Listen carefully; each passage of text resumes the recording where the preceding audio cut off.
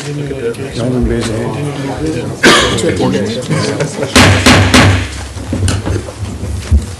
right, welcome everybody to the March 22nd Municipal Planning Commission meeting. Fellow commissioners, if you'll look at your agenda, as well as the audience, it notes the date is the 23rd. So it is actually the 22nd today, so if you'll note that change. We'll start the meeting by addressing the minutes from February. If I could get a motion. Move for approval. Second. Moved and second. Any discussion? All right, seeing none, all in favor say aye. Aye. No? The ayes have it.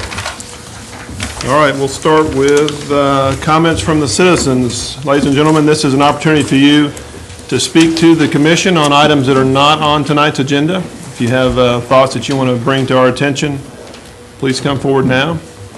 If not, we'll move on. All right, see none, then we'll move on. Catherine, any announcements? Yes, Mr. Chairman, I would like to introduce our new planner. This is Donald Anthony. He comes to us from Conway, Arkansas. I believe he has about 4 or 5 years' experience as a planner in that community and in the city of Memphis.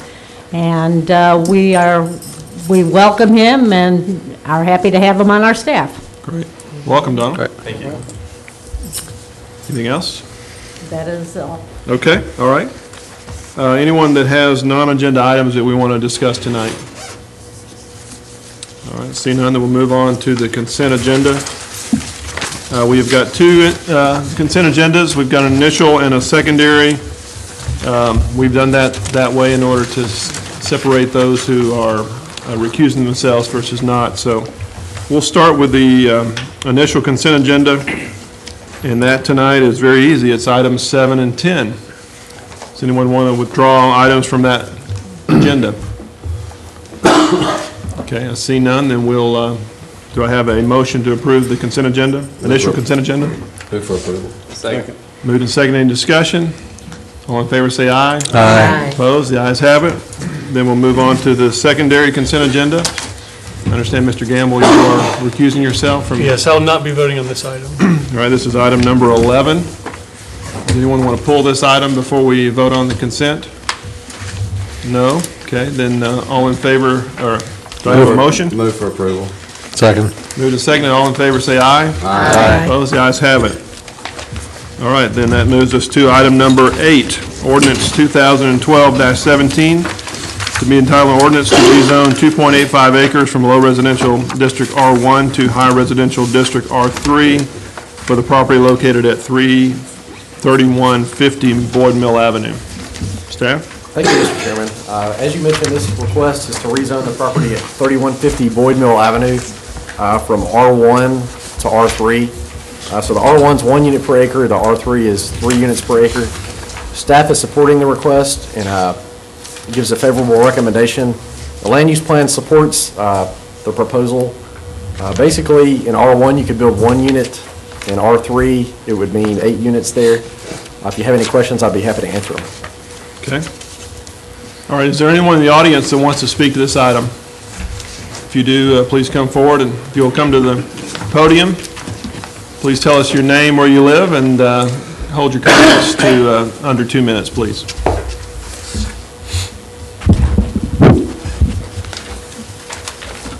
Yes, ladies and gentlemen of the Planning Commission and citizens attendees, my name is Wayne Spencer, and I am actually the owner agent of this property. I'm a partial owner with some of my kin people, and we're simply requesting that this 2.83 acres, like Mr. Langley has already stated, be rezoned from R1 to an R3 zoning, which is under the city's land use plan. And I guess basically that's all I've got to say. I do know there are some of the resident citizens in the crowd that have some questions concerning this, and I'd be happy to address those now if they would like to. Okay, well, let's, I meant to say anyone other than the applicant who would come up now. So let's start with those who have questions, and then we'll let you come back and and speak Oh, after I'm sorry, them. I jumped the gun. No, that's fine. The sequence was for me to come after Mr. Langley. No, I that's fine. apologize. Not a problem. I usually say that, and I just didn't tonight. so. Okay. Ladies and gentlemen of the board, Planning Commission, Mr. Spencer, my fellow residents. My name's Daniel Solis. I live at 3204 Vera Valley, which backs up to this property, so I have a little vested interest in it. I come tonight not only on behalf of myself, but I'm also the current president of our homeowners association. So I've gotten several questions, as you can imagine, about what's being planned. So we're not taking a stance for or against right now. We just have some questions and a couple of concerns that we'd like addressed, at least be brought into consideration of the development as this moves forward. I guess one of the first things, between our two properties, there's it's not on historic register, but a stacked stone wall that many people in the neighborhood believe to be of some historical significance, and we're not really sure exactly whose property that falls on, if it's ours or if it's on Mr. Spencer's property. There's also a tree line there that surrounds the property, and just for some of the future, beautification of our own neighborhood, like I said, my property is one of those that backs up to this, so we've kind of grown accustomed to having that site, and the idea of having 8 new neighbors, while we realize there's not a lot we can do about it, not necessarily something we're just happy to have. But we do have a concern about the wall. There's a stone barn on the property that many of us like. We think that too may have some historical significance, even though it's not inside the historic district, and we'd like to know what the plans are for that as well. And then we just have some general concerns about a new street between Vera Valley and Bush Drive, the implications of more traffic, the architectural style or the layout of the plot as this goes forward.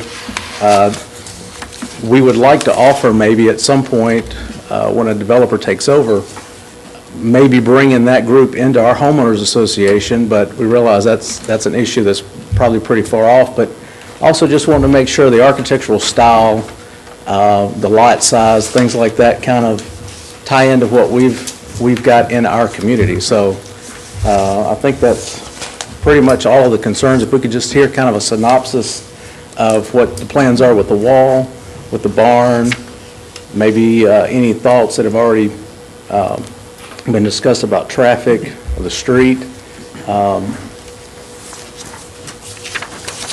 and just kind of overall what the intention would be for trying to live in harmony with our existing HOA. Okay, Thank you. Anyone else? All right. If you'd like to come back up, if you want to address those comments, you're welcome to. Otherwise, we'll discuss it up here. Well, I would simply like to say that I think his concerns are way ahead of our plan. Basically, we're going to market this property, actually sell it, put it on the market and sell it. So his concerns would probably better be addressed by the future person that buys this property, and I'm sure there'll probably be a development there. Like Mr. Langley earlier stated, possibly 8 homes. And I understand your concerns about the design and such as that. I will tell you right now, everybody seems concerned about this stone wall and this stone barn. And just for your record, our family's owned that property since 1941. And the stone wall at that time ran, as you know it now, just the length of our remaining property, our 2.8 acres, and it ran all the way to New Highway 96 West. And when Monsanto Company came through in the 60s and 70s and mined phosphate off of all the property that Spencer Hall is now built on, they tore down the good majority of that stone wall. And don't ask me where it is now. And of course, I hated to see it, but back in those days, people really didn't think too much about stone walls in Williamson County, but, of course, obviously, they're quite something to cherish now. And concerning the old stone building, back in the early 40s, my grandfather had his farm help build that stone building in the wintertime when he didn't have other work for him. And those stone actually came out of that stone wall. And so I guess that as far as the design of the homes that are to be built there in the future and everything, I can't answer that. But, you know, probably with the price of real estate now, I don't think that would be anything that Spencer Hall would be ashamed of. Thank you. All right, thank you. All right, anyone else? Go ahead.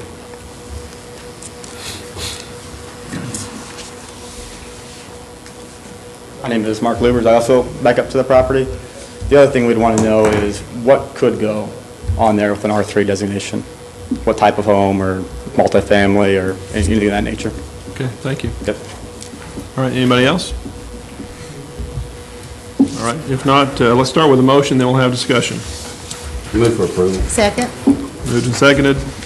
Any discussion, You Ms. want to just Pearson? answer the question about what can be built there? Yeah, maybe staff, if you can address what is allowed on an R3 zone. Sure, the R3 zoning district would only allow detached residential, so it wouldn't be attached residential. So it wouldn't be apartments, wouldn't be townhomes. So I think that answers the question. Okay. Just be single family the way Correct. the surrounding area is. And what is the adjacent development? There was discussion about compatibility with the adjacent development. What is the adjacent development? Is it an R1, R2? It's R3 right now. It's R3 now. So it would match the existing designation there. I guess one thing I do want to clarify is, I said it's a max of 8 units on the site, but that doesn't account for other additional open space requirements. So it's likely, Less. once you account for tree canopy coverage, and then open space requirements, detention, streets, you're probably going to be below that possibly. It's kind of hard to know without a detailed site plan, but. Got it. Does this warrant a neighborhood meeting? When are the neighborhood meetings required? Is it a certain acreage or a certain lot size or? There's not a neighborhood meeting requirement for straight rezonings. Okay. It's really only the PUDs. Okay. Don't see them often, but this is one of those. Okay. So this is consistent with the adjacent neighborhood. The question, I guess, would be, as well as some of the historic nature of the wall, the barn, et cetera, that's on property. Well, this is not a historic district, so we're not covered by any kind of overlay, historic overlay, and I don't know that it's a registered property. Neither the wall nor the barn are in the historic district, nor are they on the National Register, and we checked with our preservation planner. So, it would be a matter of working with whatever developer may come along to at least let them know that the citizens have some issues, but we don't have any protection on that property. Which would be the case now regardless. Even if Yes. it stayed as an R1, we don't have Yes. that tool to protect that. Right. Okay, It's just a pretty piece of property. yeah. Yeah. All right, any other discussion?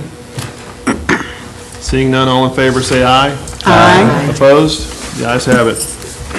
And we should have said, this is just being recommended to the Board of Mayor and Aldermen. There'll be correct. 3 readings on it and a public hearing before its final rezoning.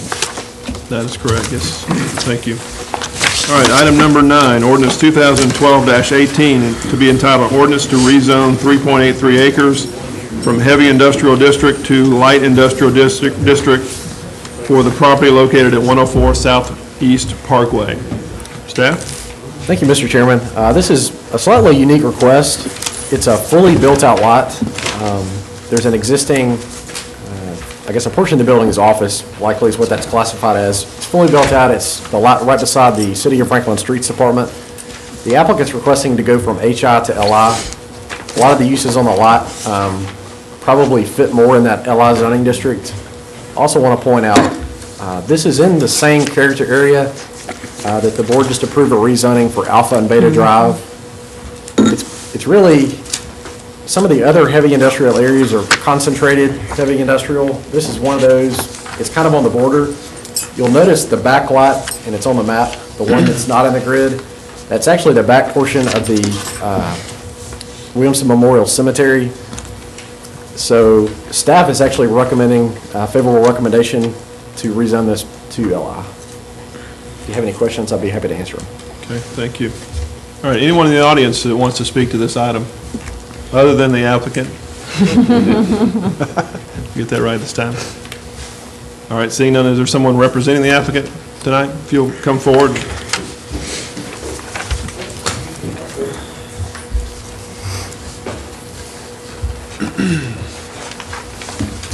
I'm Bill Hostetler, and I own a real estate company, and I've been managing this property for Glass Properties for 8 or 9 years. And one of our tenants just expanded, named Graceworks, is one thing, and I don't really understand what happened, but sometime in '08, they changed the heavy industrial rules around in the zoning book. But Graceworks wouldn't allowed to be there today under the new heavy industrial, so they're non-conforming use. I've also got a printing company that wanted storage, and in half the storage, they've put a little private ice rink in for the employees and their kids and the owner's grandkids, and they're not allowed to have that either, but they would in light industrial. And I'd be happy to answer any questions anybody has. And Okay, all right, thank you. So, but it is for uses that are there now? Is that what you're saying? Yeah. All right, is there a motion? Move for approval. Moved and seconded, any discussion? All in favor say aye. Aye. Opposed, the ayes have it. All right, before we adjourn, I wanted to throw an idea out to you guys about maybe a future workshop. We've talked about what do we need to be as a planning commission. I want you guys to think about maybe having a workshop where, along with our fellow aldermen and fellow aldermen, we talk about some of the goals for our commission this year going forward, maybe some things that we can either advocate for or focus on as we go forward. I know, Ann, you're a strong advocate of some of the floodplain issues which we've dealt with, and there are some other things that are out there, but I want you to start thinking about maybe some things that we as a commission need to focus on or make priorities coming up as we go forward, so we don't fall into the trap of being complacent with what we've done and where we are. We've lived with this ordinance for 2 or 3 years now, so maybe there's some things that we'd like to talk about and improve on. So think about that as we go forward. We may do this in concert with the aldermen as well going forward, but I think, Mr. Chairman, it'd be a great idea. The Housing Commission's got a lot of ideas. A lot of times the Housing Commission ideas seem to ramble on, and it would, be a fair approach to have a workshop for the Planning Commission to help recommend some faster approaches maybe for the Housing Commission. keep us from rambling on as well. No, that's great. Well, if you guys will think about that as we go forward. No, I was just going to say, we were talking, our fellow planning commissioner here, Roger, has been presenting material on flooding since he is employed by Metro. Yeah. And that might be really worthwhile too. I think he said he has about an hour's worth of work. If you wanted to do that for I'm doing a presentation at a national conference in May in San Antonio on some of the work we've done for flood forecasting and flood response and things like that. And it's on a thumb drive in my pocket most of the time, so I can do that if we want to do it in a workshop format, or I'd be glad to do that. So. And we are looking at the next workshop, having the aldermen hopefully join us and spending some time on the floodway fringe. As you know, we have had some meetings with the public and meetings with owners who have property in that area and need to come up with some processes and things. So we anticipate at least looking at the process of the floodway fringe at the next April workshop. But we may want to even set aside a time for goal setting that is not part of our standard workshop, because we're anticipating that those are going to be pretty full for a while coming up. Good. All right. Anything else before we adjourn?